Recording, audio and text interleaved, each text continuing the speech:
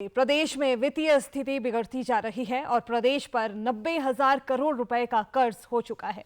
ऐसे में मुख्यमंत्री सुखविंदर सिंह सुक्खू द्वारा प्रदेश की बिगड़ती आर्थिक स्थिति में सुधार के लिए कड़े फैसले लिए जा रहे हैं। मुख्यमंत्री ने स्वयं मंत्रियों और मुख्य संसदीय सचिवों के साथ अगले 2 महीने तक अपने वेतन और भत्ते नहीं लेने का फैसला किया है। साथ ही विधानसभा के अन्य विधायकों से भी स्वेच्छा से अपने वेतन और भत्ते छोड़कर राज्य के इस संकट में मदद का आग्रह किया है। मुख्यमंत्री ने आज मानसून सत्र के दौरान सदन में इसकी घोषणा की। मुख्यमंत्री ने कहा कि जून 2022 के बाद जीएसटी मुआवजे के बंद होने से भी राज्यों को राजस्व में भारी कमी का सामना करना पड़ रहा है। इससे राज्यों को सालाना लगभग 2500 से 3000 करोड़ रुपए का नुकसान हो रहा है। पुरानी पेंशन योजना को बहाल करने से भी राज्य की उधार लेने की क्षमता में लगभग 2000 करोड़ रुपए की कमी आई है। राज्य सरकार राजस्व बढ़ाने और अनुत्पादक व्यय को कम करने के लिए प्रयास कर रही है, परंतु इन प्रयासों के परिणाम आने में समय लगेगा।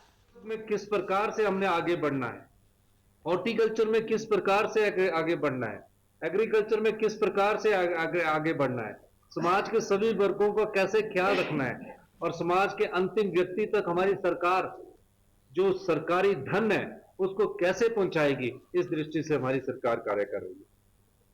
हमने मंत्रिमंडल में चर्चा की। मंत्रिमंडल के चर्चा के बाद सभी मंत्रियों ने ये कहा कि हमें प्रदेश का हित पहले देखना है, प्रदेश को आत्मनिर्भर हमने बनाना है। लेकिन जिस प्रकार पिछले 5 साल में प्रदेश के धन को लुटा दिया गया, वो बड़ी शर्मनाक बात है। इस स्थिति को देखते हुए प्रदेश की वित्तीय स्थिति ठीक नहीं है। इसके कई कारण हैं। हम अपनी सरकारी कर्मचारियों को, अधिकारियों को, उनके बढ़ापे को सुरक्षित करना चाहते हैं।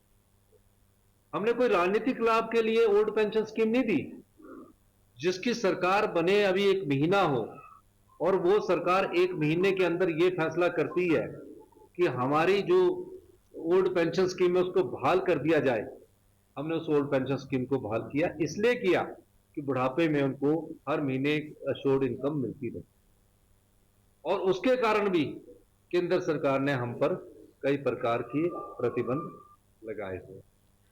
मुख्यमंत्री ने बताया कि वर्ष 2023-24 में राजस्व घाटा अनुदान 8,058 करोड़ था, जिसे इस वर्ष घटाकर 6,258 करोड़ रुपए कर दिया गया है।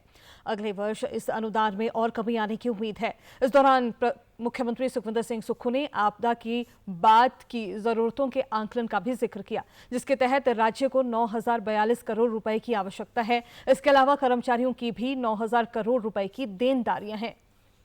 देनदारी और निकाल के पहले 10,000 करोड़ थी जो हमने देनदारियां दी है, 1,000 करोड़ कम कर ली, 9,000 करोड़ की और देनदारियां सरकारी कर्मचारी और अधिकारियों की। एक बात और मैं बताना चाहता हूँ, हमें कैपिटल एक्सपेंडिचर भी करना है।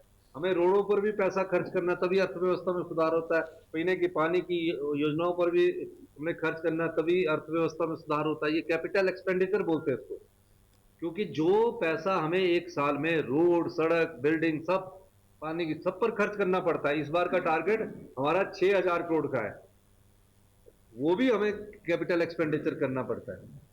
लेकिन वित्तीय स्थिति को कंट्रोल करने के लिए हमारी सरकार ने ये कार्य किया। उधर विपक्ष के नेता जयराम ठाकुर ने वेतन भत्ते छोड़ने की सरकार की मंशा पर सवाल उठाए हैं और कहा है कि घोषणा में वेतन भत्ते छोड़ने नहीं बल्कि विलंबित करने का निर्णय लिया गया है। बेहतर होता है कि मुख्यमंत्री मुख्य संसदीय सचिवों, कैबिनेट रैंक व निगमों, बोर्डों में खड़ी की गई फौज को हटाकर फिजूल खर्ची को कम करते। जयराम ठाकुर ने कहा कि प्रदेश की आर्थिक स्थिति को खराब करने में कांग्रेस सरकार ने कोई कसर नहीं छोड़ी है। मुख्यमंत्री जी जो अपने सीपीएस बनाए हैं, जिनको हम मानते हैं कि वो अनकॉन्स्टिट्यूशनल है, मामला कोर्ट में लंबित है, उनको हटाते तो मुझे लगता है कि तब ये 2 महीने डिले करने की आवश्यकता भी नहीं पड़ती है, जो सैलरी और अनाउंसेस की अगर बात कही है उनने। लेकिन इसके अलावा शुरुआत करनी है तो उनके चेयरमैन बने हैं, उनके सीपीएस बने हैं, वहाँ से शुरुआत करनी चाहिए थी। मैं सारी चीज़ को लेकर के ज़्यादा अभी कहना नहीं चाहता, मैं थोड़ा सा अध्ययन कर लूँगा क्या उनने उसमें लिखा है, क्या उनने बात कही है। लेकिन इतने मैं ज़रूर कहना चाहता हूँ, प्रदेश की आर्थिक स्थिति को खराब करने में कांग्रेस की सरकार ने कोई कसर नहीं। हर व्यक्ति कैबिनेट रैंक के साथ, हर व्यक्ति कैबिनेट रैंक के साथ। एक तो ये बात कि मुख्यमंत्री जी कर्मचारियों की बातों को सुने, बजाय उनको इस प्रकार से नोटिस देने के बजाय पहले मुझे लगता कि वार्ता की आवश्यकता थी, चर्चा की आवश्यकता थी, और उसके बाद फिर आगे की चीज़ें आगे होती हैं। और लोकतंत्र में अपनी बात कहने का अधिकार सबको